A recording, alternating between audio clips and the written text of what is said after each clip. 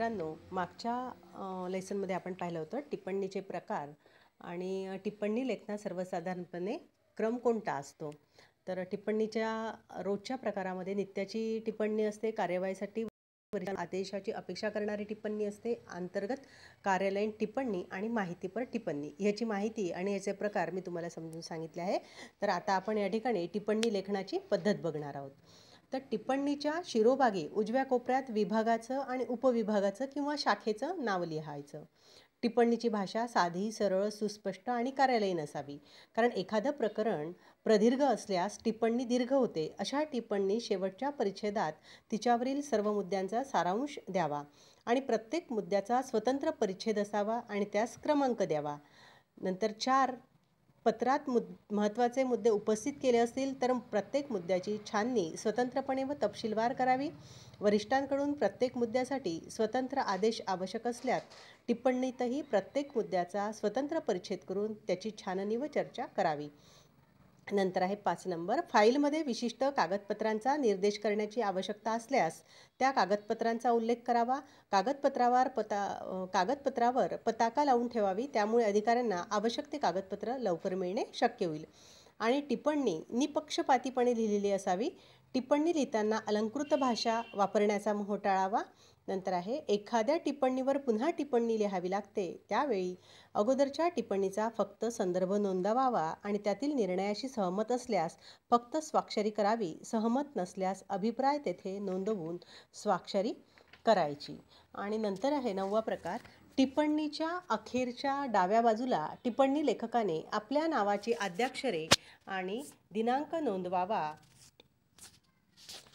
नोंदवावा. त्यानंतर ज्या अधिकाऱ्याकडे सादर करायचे आहे त्या अधिकाऱ्याचा हुद्दा संक्षेपाने समासात लिहावा. एकापेक्षा अधिक अधिकाऱ्यांना टिप्पणी सादर करायची असल्यास त्याचे हुद्दे चढत्या क्रमांकाने लिहावेत आणि टिप्पणीत मूळ पत्राला न्याय मिळावा, सुस्पष्ट असावा, खाडाखोड नसावी आणि अशुद्धता नसावी, हस्ताक्षर सुवाच्य असावे.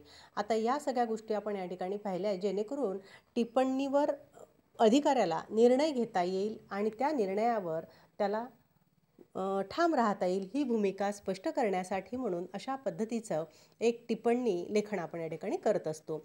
आता टिप्पणी लेखनाचा नमुना असा की तुम्हाला जे पाठवलेलं हे आहे आदेशाची अपेक्षा करणारी टिप्पणी ती कशा प्रकारची असते.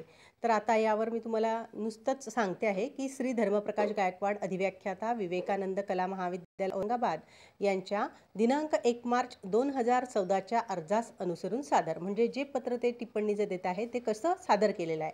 तर या ठिकाणी त्यांनी सादरमध्ये काय लिहिलं आहे, धर्मप्रकाश गायकवाड यांनी मुलीच्या विवाहासाठी सर्वसाधारण भविष्य निर्वाह निधीतून 1 लाख रुपये इतक्या ना परतावा अग्रिम रकमेची मागणी केलेली आहे आणि खाते क्रमांक दिलेला आहे. तर नंतर दुसऱ्या याच्यामध्ये गायकवाड हे दिनांक 1/7/2000 पासून अधिव्याख्याता पदावर कायम सेवेत आहे. त्यांची 14 वर्षाची सेवा झाली. नंबर 3, श्री पाटील यांच्या भविष्य निर्वाह निधी खात्यावर 2.5 लाख इतकी रक्कम जमा असून त्यापूर्वी त्यांनी ती काढलेली नाही.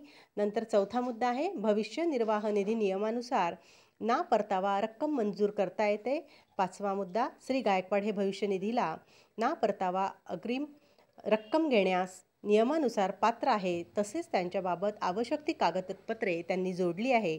नंतर दिला आहे, गायकवाड यांनी मागितलेली रक्कम ही त्यांच्या भविष्य निर्वाह निधी खात्यावर जमा रकमेच्या 3/4 जास्त नाही व त्यांनी ज्या कारणांसाठी रक्कम मागितली ते लक्षात घेता त्यांना त्यांच्या भविष्य निर्वाह निधीतून 1 लाख ना परतावा अग्रिम रक्कम मंजूर करता येईल असे वाटते.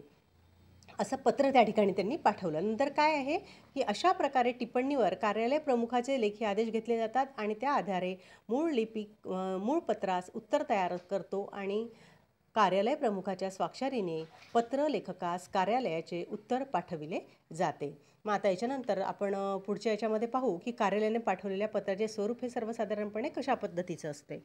त्याच्यानंतर आपल्याला पूर्ण जे तुमचा टिप्पणीचा नमुना आहे तो टिप्पणीचा नमुना या ठिकाणी संपतो.